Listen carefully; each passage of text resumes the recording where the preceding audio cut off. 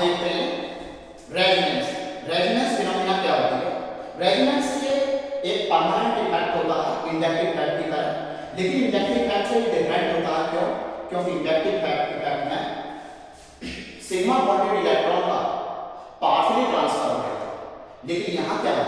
यहाँ pi electron का complete transfer होता है, जिसको हम बोलेंगे पाई इलेक्ट्रॉन का डीलोकलाइजेशन या नेगेटिव चार्ज का डीलोकलाइजेशन।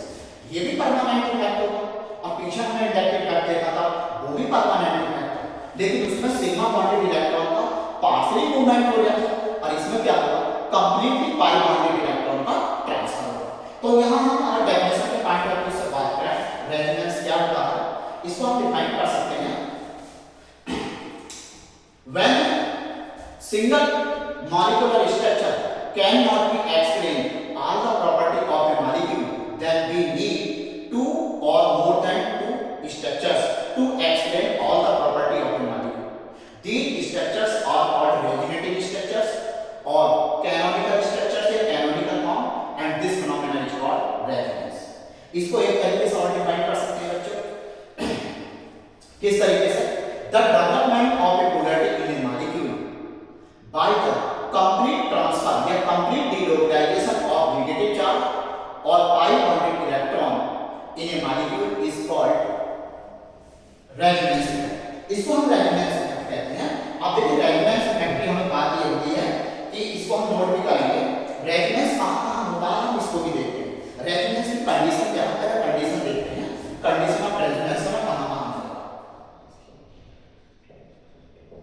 conditions of resonance। देखिए बच्चों, रेजोनेंस की कुछ कंडीशंस होती हैं, उन कंडीशन को हम देखेंगे। जहां कंडीशन फॉलो हो रही होंगी तो वहां हम कहेंगे कि यहाँ पर रेजोनेंस हो रहा है। अगर कंडीशन नहीं होगी तो वहां पर रेजोनेंस नहीं होगा, कोई और इफेक्ट हो सकता है। तो यहाँ पर रेजोनेंस होने की देखिए कंडीशन क्या है। पहली कंडीशन है प्लेनरिटी। प्लेनरिटी बेटा, प्लेनरिटी बहुत इंपॉर्टेंट जो है इसकी कंडीशन है। प्लेनरिटी में क्या होगा, सिंपली हम ये देखेंगे। जैसे हमारे पास देखिए ये एक्सिस है, this one is the y axis, this one is the suppose that x axis and this is the z axis. अगर हम इसकी बात करें, ये जो प्लेन है this is the xy plane, और ये जो प्लेन है this is the xz plane and this one is the yz plane. तो ये प्लेन जब मॉलिक्यूल केवल एक ही प्लेन में या मॉलिक्यूल के अंदर जितने भी एटम्स हो सारे के सारे एक प्लेन में एडजस्ट करते हैं तो उसको हम कहेंगे प्लेनर मॉलिक्यूल। अगर उसमें से कोई एक भी एटम प्लेन से बिलो या अबव जा रहे हैं तो उसको हम नॉन प्लेनर कहेंगे, मतलब एक से ज्यादा प्लेन में वो मॉलिक्यूल एडजस्ट कर रहे हैं। प्लेनर के लिए सिर्फ ये कंडीशन है कि मॉलिक्यूल के अंदर कार्बन कार्बन के बीच जो बॉन्ड है वो डबल बॉन्ड होना चाहिए, मतलब sp2 हाइब्रिडाइज होना चाहिए। किसी वजह से अगर sp2 हाइब्रिडाइज नहीं है तो उस पर पॉजिटिव चार्ज होना चाहिए, तब भी उसका किसी वजह से अगर डबल बॉन्ड नहीं है तो उस पर पॉजिटिव चार्ज होना चाहिए।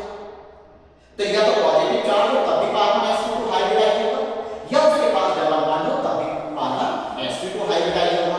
और बाद में जब sp2 हाइब्रिडाइज है तो पक्का वो प्लेनर होगा। जैसा हमारे पास बेंजीन रिंग है, सारे के सारे कार्बन कैसे हैं, sp2 हाइब्रिडाइज है, कार्बन कार्बन के बीच अल्टरनेट पोजीशन पर डबल बॉन्ड है, तो इस तरीके से बेटा बेंजीन का कंप्लीट मॉलिक्यूल प्लेनर है।